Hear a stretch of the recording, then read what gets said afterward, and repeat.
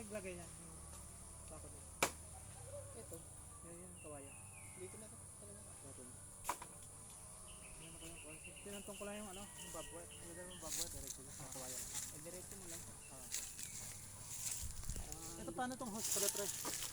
Napapailalim naman to? Putuli. Tapos maikot ko nga lang dyan. Magal ko ba yan? May tubig yun niya. Ano ito din yan? Sa inyo yan? Sige sa akin ito. Ayan. Paano ko sana pa ilalim kaya lang ayoko magpumutol ng ano hindi. Baka magalit Ito ka. kay Rosabod to. Ang galing nito. Paano kaya mapailalim ito? Tinitingnan ko kung may dugtungan doon. Wala akong makita ng dugtungan kaya ibabo ko na sa babwet. Pero pa ba dyan? Buti ako pa ilalim. Ay, dalawa yan akin din. Pero pa isa ano eh, hindi dito dumaan eh.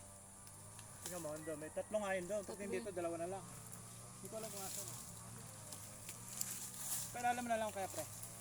Gano'n, dugtong na lang dyan lang. Gano'n na dugtungan. Wala lang tayo dugtungan doon. Para ano. Ano yung galaw dito yan? Kay Rosabod to eh. Okay. Dugtungan yata yan. Dugto sa taas. Baba eh. Nagaling pa dito sa taas ha. Dito yung kami sa ano. Nayos ko na kasi ano. Talagang dapat mo kang hinga. Meron pang bako dito naglalakad. Workers na naman. Buutan ko yung pinakapuno. Pinakabilis. Meron pa akong previous to. Ito, mababago to ang akin. Meron po nga ito dito. Parang dito na. Nalaligon mo. Ito, isa. Tatlo. May isa pa ako dito. Doon ang tatlo. Ay, ito. Tontonin. Ito. Abutin ako pa Sa ilalim. Ako ilalim. Ito. Ako lang. Ilalim. Yung kanya dyan, eh, mahirap magputol na ito. Hindi atin to eh.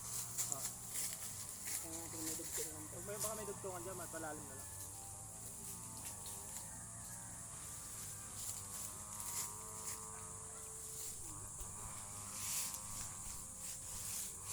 Okay, sa boot, ito lang. Bako dito. Hubot mo. Oo ba? Ano ko na lang.